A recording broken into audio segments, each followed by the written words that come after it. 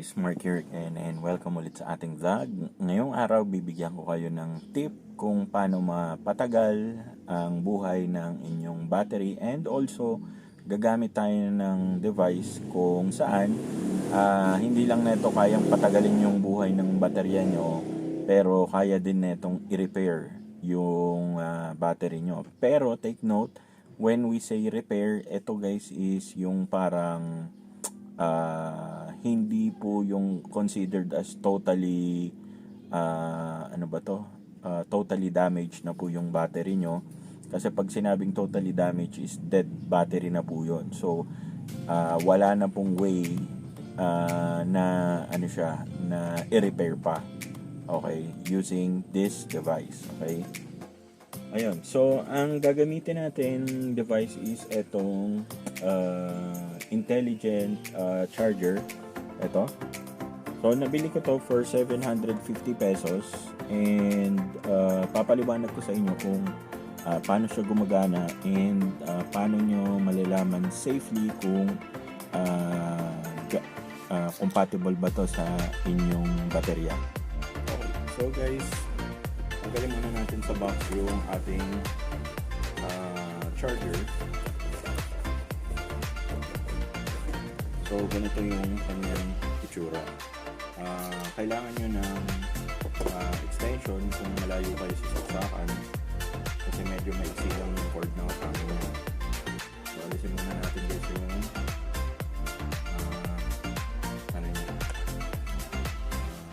strap para ma-extend natin yung mga cable ng maayos. So, madali lang naman to, very basic lang. Ito yung ipapakita ko sa inyo ng actual yung paggamit sa kanya. Ayan. So, yung manual muna, papaliwanag ko sa inyo yung the basic ng kanyang, ito yung device. So, yung device natin, meron diyang parang range kung depende kung gaano ka laki yung battery nyo and kung ilang oras yung approximate time na charging time. So ito, in our case, tinignan ko ang specs niya is between 30 to 35 amperes. So nandito tayo sa between 20 to 40 amperes, which would take 4 to 6 hours. So depende yan guys sa charge ng battery niyo. So ngayon malalaman natin kung gaano siya katagal. And ito na yung instructions kung paano siya gamitin. So, i-demo ko na lang ng actual guys. So, ang sabi is ilagay muna yung etong clamps sa terminal ng battery. So, unahin natin yung positive and yung negative. Ayan. Tapos iilaw yan, makikita natin yung charge ng ating battery. Ang sabi dito is 12.2 at 20%. So medyo mababa. So yung temperature is wag nyong i-disregard nyo lang, kasi kumbaga range lang naman yan, no? Pwede nating i-allow kumbaga dun sa ating charger. So since 20% lang yung charge natin, next step is isasaksak natin to sa ating power supply. Ayan.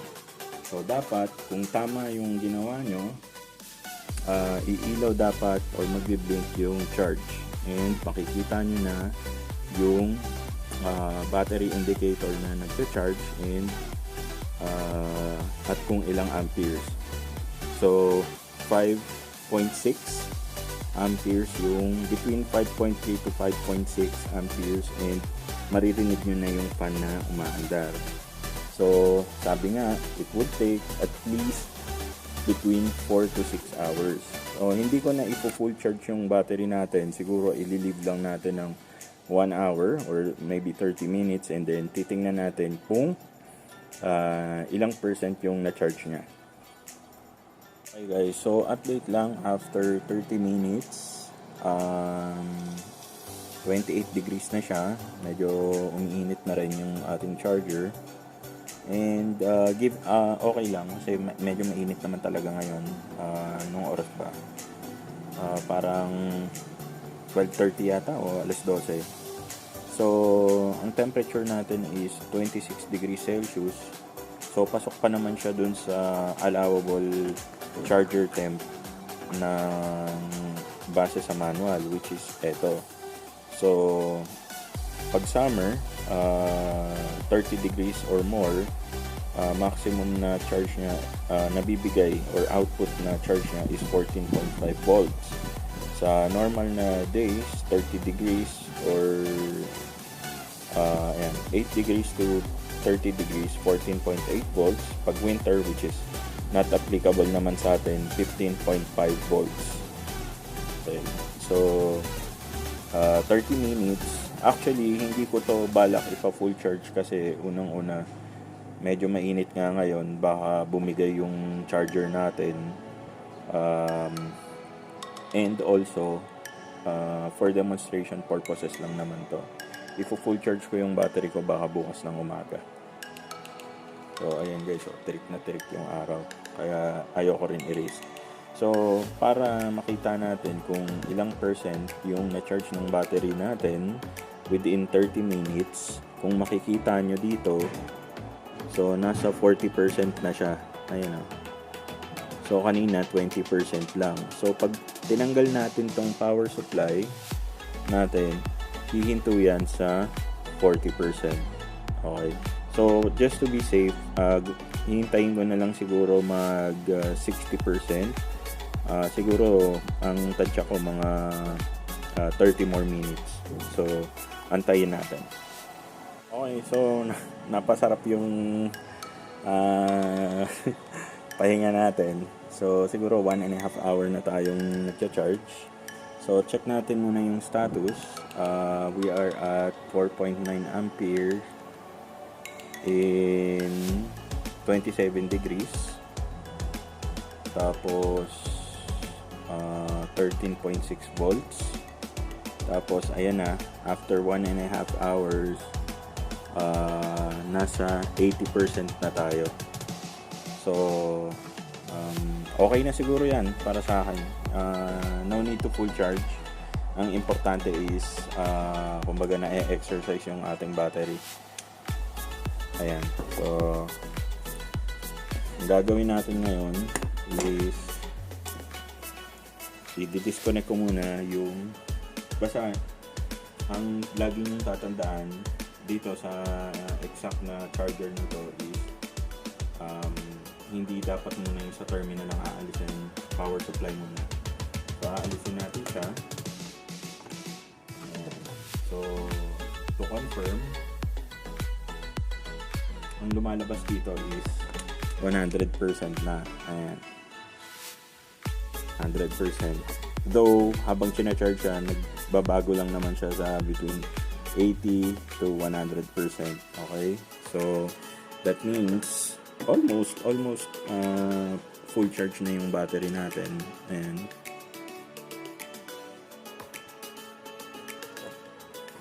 so after yung tanggalin yung power supply,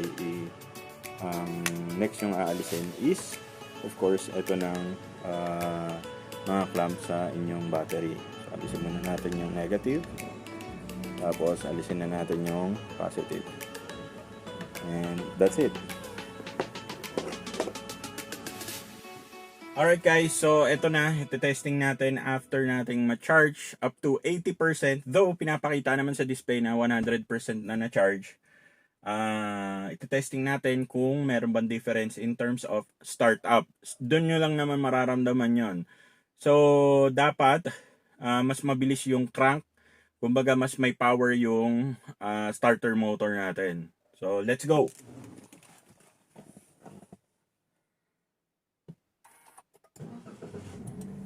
Okay, very good. So, napansin ko nga, medyo mas powerful yung starter niya. And, kumbaga mas, ano siya, mas, ano ba to?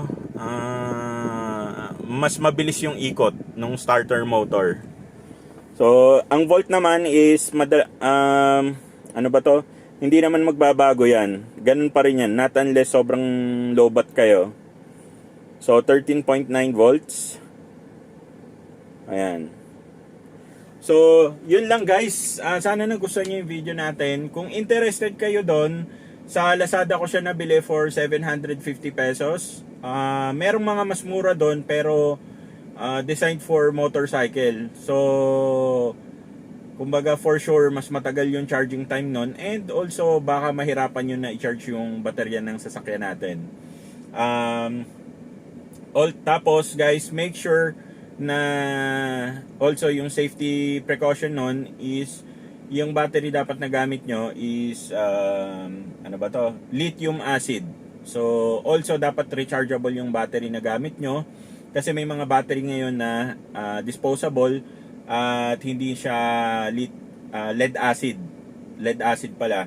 So basahin nyo muna yung manual ng charger na nabili nyo, and syempre i-check nyo rin yung specifications ng inyong battery bago nyo siya gamitin, kasi pag nagka-problema or mali, hindi compatible, may tendency na masunog yung sasakyan nyo. Okay? So yun lang. Again, Mark nga pala ulit. Maraming salamat sa pagsama today. And for car parts and accessories po, Shopee store po, link po nasa description sa baba. Maraming salamat at magkita-kita tayo sa ating susunod na video.